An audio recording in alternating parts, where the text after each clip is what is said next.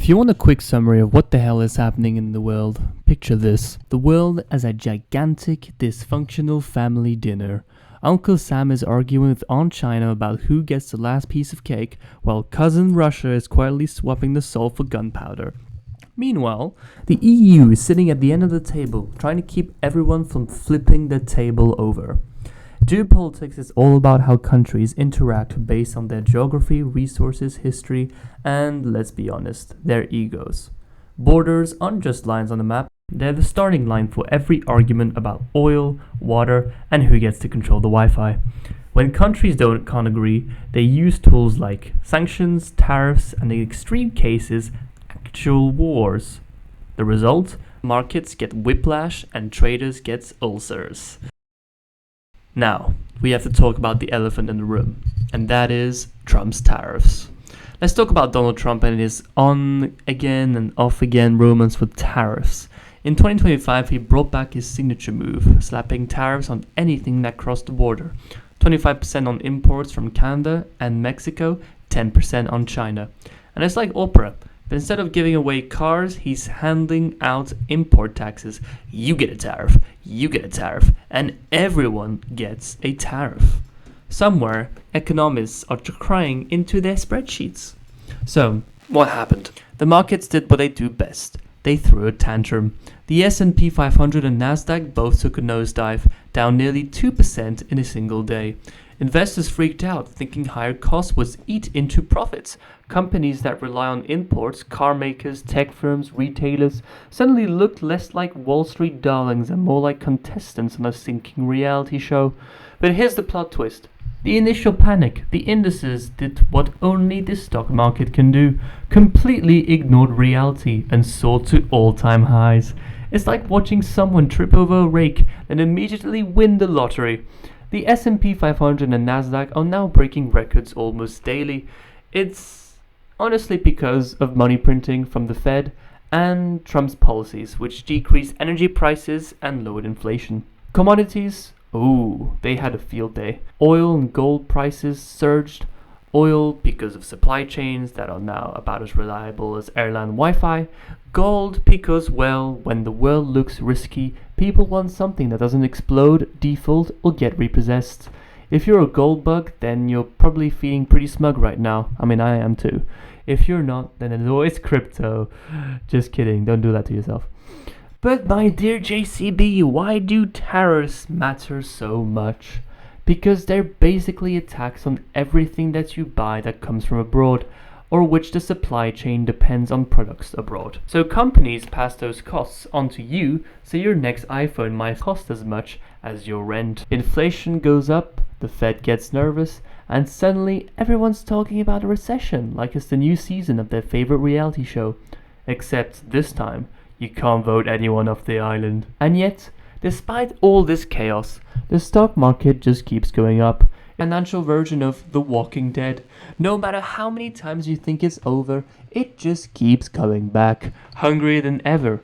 So if you're confused, don't worry, you're not alone. The only thing more unpredictable than the market right now is Trump's Twitter feed. Now, we have to talk about the third part of this video, and that's the Israel-Palestine war, and also the Israeli-Iran war as a bonus. And that, ladies and gentlemen, it's gold's time to shine. So, meanwhile, in the Middle East, the Israel-Palestine conflict has escalated again. If you're wondering what that means for markets, just look at gold. It's having the time of its life. Gold prices jumped 1.6% in a single day, and that's a lot. And as investors rushed for safety like it was a Black Friday at a bunker supply store. So, why gold? Why are we talking about gold? Gold is the original doomsday pepper asset. It doesn't rust, it doesn't default, and it doesn't care who's the president.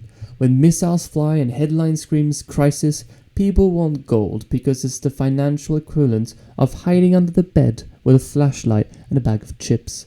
And also just because humanity just recognizes it as an ideal resource. So gold is shiny, shiny big, big equals dollars. There you go. That's literally the explanation. But beware, gold's party doesn't last forever.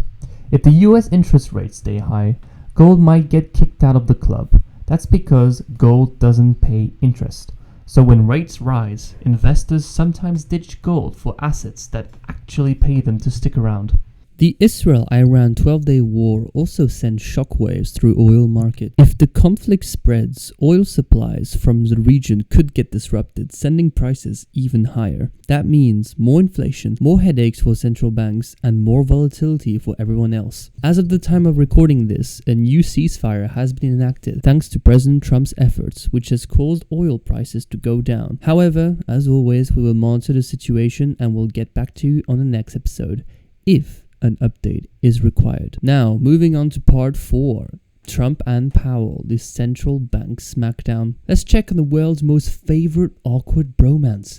And no, I'm not talking about Elon Musk. I am talking about Donald Trump and Jerome Powell, the chair of the Federal Reserve. Trump picked Powell for the job, then immediately started roasting him like a Thanksgiving turkey on social media. Trump wants lower interest rates. Why? Because cheap money makes the economy look good, and nothing says re-elect me like a booming stock market. He's basically asking Powell to keep the party going, even if the punch bowl is empty. Powell, on the other hand, is supposed to be independent. His job is to keep inflation in check, not to play DJ for the president's campaign. However, when Trump doesn't get his way, he threatens to fire Powell, calls him a major loser, tweets things that makes traders reach for the antax. Every time Trump even hints at firing Powell, the markets get jittery and investors start wondering if the Fed is really independent or just another branch of Trump's campaign team. If Trump ever actually pulls the trigger, expect global markets to react like someone just yelled fire in a crowded theater.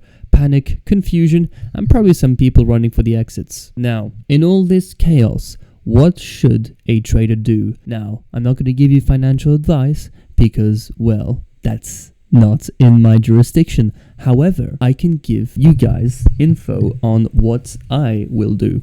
So, long in gold. Geopolitical tension and trade wars are gold's favorite fuel. If you like sleeping at night, a long gold position is your teddy bear. Just invest in gold. And just remember, gold can be fickle. But when the panic fades, so can the price. Keep an eye on your interest rates, don't get too greedy, and keep an eye on your stop losses and on your leverage. Second advice, buying Nvidia. AI is the only thing moving faster than the news cycle right now, and Nvidia is the king of AI chips and volatility. Every time they announce a new product or partnership, the stock moves like it's had 3 cups of coffee. Use strategies like moving average crossovers or just trade around their earnings. Just don't forget to check your pulse after earnings day. Nvidia can be a wild ride. And also don't forget your stop losses, because a stock like this moves miles. And finally, my last advice for you guys is to buy oil. Now, I don't actually mean going to a refinery and actually asking to buy 1 liter of oil. Don't be stupid. Actually go to the stock market and buy the commodity of oil. Because oil is back in the spotlight, and not just because OPEC Plus can't agree on anything except how to keep everyone guessing. The Middle East is one bad headline away from sending crude prices through the roof. The Strait of Hormuz, which moves 20% of the world's oil, is basically the world's most expensive game of don't touch the red button. Any disruption, be it a drone strike, a blockade threat, or a politician's angry tweet, can send oil surging. Even if OPEC Plus ramping up supply and demand forecasts looking like a roller coaster designed by madmen, the risk of sudden spikes is real.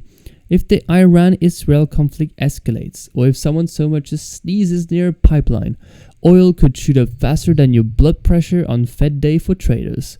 Oil is the ultimate adrenaline rush, volatile, unpredictable, and occasionally explosive. So don't forget your stop losses and your lot size, unless you enjoy financial self-immolation. That's all from me, people. Don't forget to like, subscribe, and invest responsibly, or at least more responsibly than people running the whole world. I'll see you guys in the next one.